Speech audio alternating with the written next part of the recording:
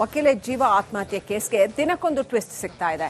ಭೋವಿ ನಿಗಮ ಹಗರಣದ ತನಿಖೆಯಿಂದ ಡಿವೈಎಸ್ಪಿ ಕನಕಲಕ್ಷ್ಮಿಗೆ ಕೊಕ್ ಕೊಡಲಾಗಿದೆ. ತನಿಖಾಧಿಕಾರಿಯಾಗಿ ತನ್ವೀರ್ ಅವರನ್ನ ನೇಮಿಸಲಾಗಿದೆ. ಇಷ್ಟೆಲ್ಲ ಬೆಳವಣಿಗೆ ಮಧ್ಯೆ ಕನಕಲಕ್ಷ್ಮಿ ಎಲ್ಲಿದ್ದಾರೆ ಅನ್ನೋ ಸುಳಿವೆ ಇಲ್ಲದಂತಾಗಿದೆ.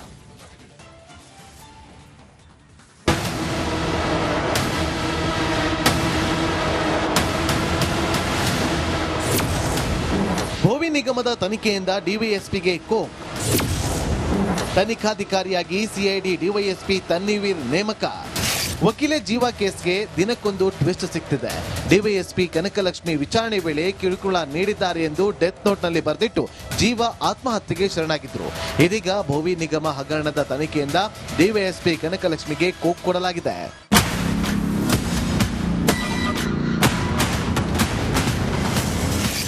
ಬನಶಂಕರಿ ಠಾಣೆಯಲ್ಲಿ ಪ್ರಕರಣ ದಾಖಲಾದ ಹಿನ್ನೆಲೆ ಯಾವುದೇ ತನಿಖೆ ನಡೆಸದಂತೆ ಕನಕಲಕ್ಷ್ಮಿಗೆ ಸಿಐಡಿ ಹಿರಿಯ ಅಧಿಕಾರಿಗಳು ಸೂಚನೆ ನೀಡಿದ್ದಾರೆ. ಪ್ರಕರಣದ ತನಿಖಾಧಿಕಾರಿಯಾಗಿ ಸಿಐಡಿಯಲ್ಲಿ ಡಿವೈಎಸ್ಪಿ ಆಗಿರುವ ತನ್ವೀರ್ ಅವರನ್ನ ನೇಮಕ ಮಾಡಲಾಗಿದೆ. ಕನಕಲಕ್ಷ್ಮಿ ವಿರುದ್ಧ ಗಂಭೀರ ಆರೋಪಗಳು ಕೇಳಿಬಂದ ಹಿನ್ನೆಲೆ ಸಿಐಡಿ ಕನಕಲಕ್ಷ್ಮಿಗೆ ಕೋಕ್ ಕೊಟ್ಟಿದೆ. ಇನ್ನು ಮುಂದೆ ತನ್ವೀರ್ ಭೋವಿ ನಿಗಮದ ಹಗರಣದ ತನಿಖೆ ನಡೆಸಲಿದ್ದಾರೆ. ಇಷ್ಟೆಲ್ಲ ಬೆಳವಣಿಗೆಗಳ ಮಧ್ಯೆ ಕನಕಲಕ್ಷ್ಮಿ ಎಲ್ಲಿದ್ದಾರೆ ಅನ್ನೋ ಸುಳಿವೇ ಇಲ್ಲ. ಅಷ್ಟಕ್ಕೂ ಕನಕಲಕ್ಷ್ಮಿ ಎಲ್ಲಿದ್ದಾರೆ, ಅವರ ಮೇಲಿನ ಆರೋಪ ನಿಜನ, ಎಲ್ಲವೂ ತನಿಖೆಯಿಂದ ಬಟಾಬಯಲಾಗಬೇಕಿದೆ. Bureau report, republic Kannada. ಇದ್ದಾರಂತೆ 5 ಲಕ್ಷ ಜನರನ್ನ ಸೇರಿಸಿ ಸಮಾವೇಶ ಮಾಡೋದಕ್ಕೆ ಭರ್ಜರಿ ತಯಾರಿಗಳನ್ನ ಮಾಡಲಾಗ್ತಾ ಇದೆ. ಹಾಸನದ ಬಳಿಕ ಹಾವೇರಿ ಅಥವಾ ಹುಬ್ಬಳ್ಳಿಯಲ್ಲೂ ಕೂಡ ಇದೇ ತರದ ಸಮಾವೇಶಗಳನ್ನ ಮಾಡಬಹುದು ಅಂತ ಹೇಳಲಾಗಿದೆ. ಸಿದ್ದು ಹಲ್ಚಲ್.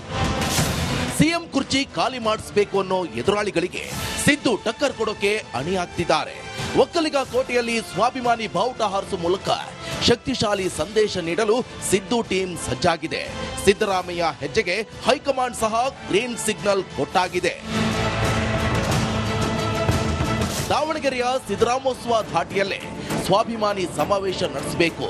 ಅದರ ರೂಪುರೇಷೆ ಬಗ್ಗೆ ಹೈಕಮಾಂಡ್ಗೆ ಸಿದ್ದರಾಮಯ್ಯ ವಿವರಿಸಿಯಾಗಿದೆ. ಈ ಸಮಾವೇಶದಿಂದ ಜಿಲ್ಲಾ ತಾಲೂಕು ಪಂಚಾಯಿತಿ ಚುನಾವಣೆಗೆ ಅನುಕೂಲ ಆಗುತ್ತೆ. ಪಕ್ಷದ ಎಲ್ಲ ನಾಯಕರು ಸಮಾವೇಶದಲ್ಲಿ ಭಾಗಿಯಾಗ್ತಾರೆ. ಇದು ವ್ಯಕ್ತಿ ಸಮಾವೇಶ ಅಲ್ಲ, ಪಕ್ಷದ ಸಮಾವೇಶ, ಹಿಂದುಳಿದ ವರ್ಗಗಳ ಸಮಾವೇಶ ಅಂತ ಸಿದ್ದರಾಮಯ್ಯ ಮನವರಿಕೆ ಮಾಡಿದ್ದಾರೆ. ಸಿದ್ದು ಖುದ್ದು ಗೌಡರಿಗ ಆಪ್ತರಿಗ. ಹಾಸನ ಅಂದ್ರೆ ಅದು ಒಕ್ಕಲಿಗರ ಭದ್ರಕೋಟೆ. ಕಾಂಗ್ರೆಸ್ನಲ್ಲೂ ಪ್ರಬಲ ಒಕ್ಕಲಿಗ ನಾಯಕರು ಇದ್ದಾರೆ. ಆದಾಗ್ಯೂ ಕೂಡ ಸಿದ್ದರಾಮಯ್ಯ ಆ ಪ್ರದೇಶದಲ್ಲಿ ತಮ್ಮ ವರ್ಚಸ್ಸು ವೃದ್ಧಿಸಿಕೊಳ್ಳಲು ಹೊರಟಿದ್ದಾರೆ. ಇದು ಪಕ್ಷದಲ್ಲೇ ಇರೋ ಒಕ್ಕಲಿಗ ನಾಯಕರ ನಿದ್ದೆಗೆಡಿಸಿದೆ. ಸಿದ್ದರಾಮಯ್ಯ ಸಮಾವೇಶದ ಬಗ್ಗೆ ಡಿಕೆ ಶಿವಕುಮಾರ್ ಬಣ ಹೈಕಮಾಂಡ್ಗೆ ದೂರು ನೀಡಿದೆ. ತಮ್ಮದೇ ಬೆಂಬಲಿಗರು ಬರೆದ ಪತ್ರದ ಬಗ್ಗೆ ನನಗೇನು ಗೊತ್ತಿಲ್ಲ ಅಂತ ಡಿಸಿಎಂ ಡಿಕೆ ಶಿವಕುಮಾರ್ ಹೇಳಿದ್ರೆ ಆ ಪತ್ರ ಫೇಕ್ ಇರಬಹುದು ಅಂತ ಯತೀಂದ್ರ ಸಿದ್ದರಾಮಯ್ಯ ಹೇಳಿದ್ದಾರೆ. ನನಗೆ ಅದು ಮಾಹಿತಿ ಇಲ್ಲ, ನನಗೇನು ಗೊತ್ತಿಲ್ಲ.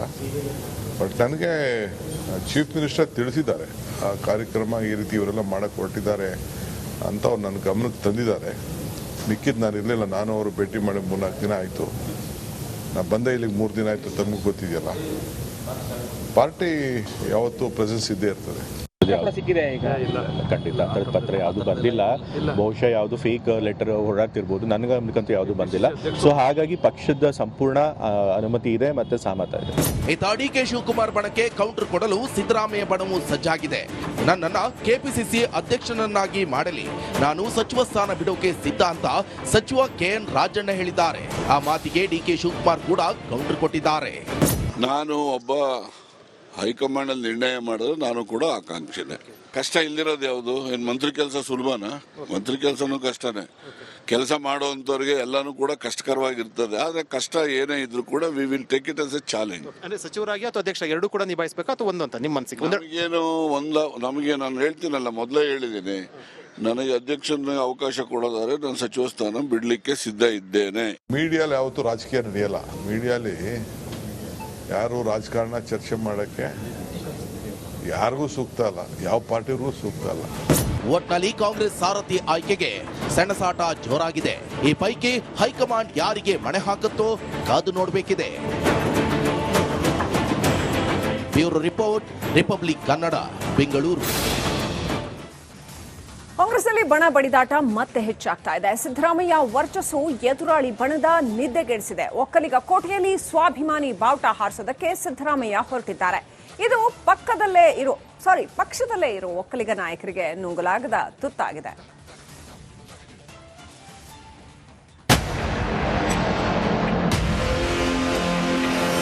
ನಾನು ಕೂಡ ಆಕಾಂಕ್ಷಿಸಿದ್ದೆ. ಮೀಡಿಯಲ್ಲಿ ಯಾವತ್ತೂ ರಾಜಕೀಯ ನಡೆಯಲ್ಲ. ಸ್ವಾಭಿಮಾನಿ ಸಮಾವೇಶಕ್ಕೆ ಗ್ರೀನ್ ಸಿಗ್ನಲ್. ಒಕ್ಕಲಿಗರ ಕೋಟೆಯಲ್ಲಿ ಸಿದ್ದು ಹಲ್ಚಲ್. ಸಿಎಂ ಕುರ್ಚಿ ಖಾಲಿ ಮಾಡಿಸಬೇಕು ಅನ್ನೋ ಎದುರಾಳಿಗಳಿಗೆ ಸಿದ್ದು ಟಕ್ಕರ್ ಕೊಡೋಕೆ ಅಣಿಯಾಗ್ತಿದ್ದಾರೆ. ಒಕ್ಕಲಿಗ ಕೋಟೆಯಲ್ಲಿ ಸ್ವಾಭಿಮಾನಿ ಬಾವುಟ ಹಾರಿಸುವ ಮೂಲಕ ಶಕ್ತಿಶಾಲಿ ಸಂದೇಶ ನೀಡಲು ಸಿದ್ದು ಟೀಮ್ ಸಜ್ಜಾಗಿದೆ. ಸಿದ್ದರಾಮಯ್ಯ ಹೆಜ್ಜೆಗೆ ಹೈಕಮಾಂಡ್ ಸಹ ಗ್ರೀನ್ ಸಿಗ್ನಲ್ ಕೊಟ್ಟಾಗಿದೆ. ದಾವಣಗೆರೆಯ ಸಿದ್ದರಾಮೋತ್ಸವ ಘಾಟಿಯಲ್ಲೇ ಸ್ವಾಭಿಮಾನಿ ಸಮಾವೇಶ ನಡೆಸಬೇಕು. ಅದರ ರೂಪುರೇಷೆ ಬಗ್ಗೆ ಹೈಕಮಾಂಡ್ಗೆ ಸಿದ್ದರಾಮಯ್ಯ ವಿವರಿಸಿಯಾಗಿದೆ. ಈ ಸಮಾವೇಶದಿಂದ ಜಿಲ್ಲಾ ತಾಲೂಕು ಪಂಚಾಯಿತಿ ಚುನಾವಣೆಗೆ ಅನುಕೂಲ ಆಗುತ್ತೆ. ಪಕ್ಷದ ಎಲ್ಲ ನಾಯಕರು ಸಮಾವೇಶದಲ್ಲಿ ಭಾಗಿಯಾಗ್ತಾರೆ. ಇದು ವ್ಯಕ್ತಿ ಸಮಾವೇಶ ಅಲ್ಲ, ಪಕ್ಷದ ಸಮಾವೇಶ, ಹಿಂದುಳಿದ ವರ್ಗಗಳ ಸಮಾವೇಶ ಅಂತ ಸಿದ್ದರಾಮಯ್ಯ ಮನವರಿಕೆ ಮಾಡಿದ್ದಾರೆ. ಸಿದ್ದು ಗುದ್ದು ಗೌಡರಿಗ ಆಪ್ತರಿಗ. ಹಾಸನ ಅಂದ್ರೆ ಅದು ಒಕ್ಕಲಿಗರ ಭದ್ರಕೋಟೆ. ಕಾಂಗ್ರೆಸ್ನಲ್ಲೂ ಪ್ರಬಲ ಒಕ್ಕಲಿಗ ನಾಯಕರು ಇದ್ದಾರೆ. ಆದಾಗ್ಯೂ ಕೂಡ ಸಿದ್ದರಾಮಯ್ಯ ಆ ಪ್ರದೇಶದಲ್ಲಿ ತಮ್ಮ ವರ್ಚಸ್ಸು ವೃದ್ಧಿಸಿಕೊಳ್ಳಲು ಹೊರಟಿದ್ದಾರೆ. ಇದು ಪಕ್ಷದಲ್ಲೇ ಇರೋ ಒಕ್ಕಲಿಗ ನಾಯಕರ ನಿದ್ದೆಗೆಡಿಸಿದೆ. ಸಿದ್ದರಾಮಯ್ಯ ಸಮಾವೇಶದ ಬಗ್ಗೆ ಡಿಕೆ ಶಿವಕುಮಾರ್ ಬಣ ಹೈಕಮಾಂಡ್ಗೆ ದೂರು ನೀಡಿದೆ. ತಮ್ಮದೇ ಬೆಂಬಲಿಗರು ಬರೆದ ಪತ್ರದ ಬಗ್ಗೆ ನನಗೇನು ಗೊತ್ತಿಲ್ಲ ಅಂತ ಡಿಸಿಎಂ ಡಿಕೆ ಶಿವಕುಮಾರ್ ಹೇಳಿದ್ರೆ ಆ ಪತ್ರ ಫೇಕ್ ಇರಬಹುದು ಅಂತ ಯತೀಂದ್ರ ಸಿದ್ದರಾಮಯ್ಯ ಹೇಳಿದ್ದಾರೆ. ನನಗೆ ಅದು ಮಾಹಿತಿ ಇಲ್ಲ, ನನಗೇನು ಗೊತ್ತಿಲ್ಲ. ಬಟ್ ನನಗೆ ಚೀಫ್ ಮಿನಿಸ್ಟರ್ ತಿಳಿಸಿದ್ದಾರೆ ಆ ಕಾರ್ಯಕ್ರಮ ಈ ರೀತಿ ಇವರೆಲ್ಲ ಮಾಡಕ್ಕೆ ಹೊರಟಿದ್ದಾರೆ ಅಂತ ಅವ್ರು ನನ್ನ ಗಮನಕ್ಕೆ ತಂದಿದ್ದಾರೆ. ಮಿಕ್ಕಿದ್ದು ನಾನು ಇರಲಿಲ್ಲ. ನಾನು ಅವರು ಭೇಟಿ ಮಾಡಿ 3-4 ದಿನ ಆಯಿತು. ನಾನು ಬಂದೆ ಇಲ್ಲಿಗೆ 3 ದಿನ ಆಯಿತು. ತಮಗೆ ಗೊತ್ತಿದೆಯಲ್ಲ, ಪಾರ್ಟಿ ಯಾವತ್ತೂ ಪ್ರೆಸೆನ್ಸ್ ಇದ್ದೇ ಇರ್ತದೆ. ಖಂಡಿತ ಅಂತರದ ಪತ್ರ ಯಾವುದು ಬಂದಿಲ್ಲ. ಬಹುಶಃ ಯಾವುದು ಫೇಕ್ ಲೆಟರ್ ಹೊರಡ್ತಿರ್ಬೋದು. ನನಗಂತೂ ಯಾವುದು ಬಂದಿಲ್ಲ. ಸೊ ಹಾಗಾಗಿ ಪಕ್ಷದ ಸಂಪೂರ್ಣ ಅನುಮತಿ ಇದೆ ಮತ್ತೆ ಸಹಮತ ಇದೆ. ಇತ್ತ ಡಿಕೆ ಶಿವಕುಮಾರ್ ಬಣಕ್ಕೆ ಕೌಂಟರ್ ಕೊಡಲು ಸಿದ್ದರಾಮಯ್ಯ ಬಣವು ಸಜ್ಜಾಗಿದೆ. ನನ್ನನ್ನ ಕೆಪಿಸಿಸಿ ಅಧ್ಯಕ್ಷನನ್ನಾಗಿ ಮಾಡಲಿ, ನಾನು ಸಚಿವ ಸ್ಥಾನ ಬಿಡೋಕೆ ಸಿದ್ಧ ಅಂತ ಸಚಿವ ಕೆಎನ್ ರಾಜಣ್ಣ ಹೇಳಿದ್ದಾರೆ. ಆ ಮಾತಿಗೆ ಡಿಕೆ ಶಿವಕುಮಾರ್ ಕೂಡ ಕೌಂಟರ್ ಕೊಟ್ಟಿದ್ದಾರೆ. ನಾನು ಒಬ್ಬ ಹೈಕಮಾಂಡ್ ಅಲ್ಲಿ ನಿರ್ಣಯ ಮಾಡಿದ್ರೆ ನಾನು ಕೂಡ ಆಕಾಂಕ್ಷಿಸಿದ್ದೆ. ಕಷ್ಟ ಇಲ್ದಿರೋದು ಯಾವುದು? ಏನು ಮಂತ್ರಿ ಕೆಲಸ ಸುಲಭನಾ? ಮಂತ್ರಿ ಕೆಲಸನೂ ಕಷ್ಟನೇ. ಕೆಲಸ ಮಾಡುವಂತವ್ರಿಗೆ ಎಲ್ಲಾನು ಕೂಡ ಕಷ್ಟಕರವಾಗಿರ್ತದೆ. ಆದ್ರೆ ಕಷ್ಟ ಏನೇ ಇದ್ರು ಕೂಡ we will take it as A challenge. ಅಂದ್ರೆ ಸಚಿವರಾಗಿ ಅಥವಾ ಅಧ್ಯಕ್ಷ ಎರಡೂ ಕೂಡ ನಿಭಾಯಿಸಬೇಕು ಅಥವಾ ಒಂದು ಅಂತ ನಿಮ್ಮ ಮನಸ್ಸಿಗೆ? ನಮಗೆ ನಾನು ಹೇಳ್ತೀನಲ್ಲ, ಮೊದಲೇ ಹೇಳಿದ್ದೀನಿ, ನನಗೆ ಅಧ್ಯಕ್ಷನ ಅವಕಾಶ ಕೊಡೋದಾದ್ರೆ ನಾನು ಸಚಿವ ಸ್ಥಾನ ಬಿಡ್ಲಿಕ್ಕೆ ಸಿದ್ಧ ಇದ್ದೇನೆ. ಮೀಡಿಯಲ್ಲಿ ಯಾವತ್ತೂ ರಾಜಕೀಯ ನಡೆಯಲ್ಲ. ಮೀಡಿಯಲ್ಲಿ ಯಾರು ರಾಜಕಾರಣ ಚರ್ಚೆ ಮಾಡೋಕ್ಕೆ ಯಾರಿಗೂ ಸೂಕ್ತ ಅಲ್ಲ, ಯಾವ ಪಾರ್ಟಿಗೂ ಸೂಕ್ತ ಅಲ್ಲ. ಒಟ್ನಲ್ಲಿ ಕಾಂಗ್ರೆಸ್ ಸಾರಥಿ ಆಯ್ಕೆಗೆ ಸೆಣಸಾಟ ಜೋರಾಗಿದೆ. ಈ ಪೈಕಿ ಹೈಕಮಾಂಡ್ ಯಾರಿಗೆ ಮಣೆ ಹಾಕುತ್ತೋ ಕಾದು ನೋಡಬೇಕಿದೆ. Bureau report, republic Kannada, Bengaluru.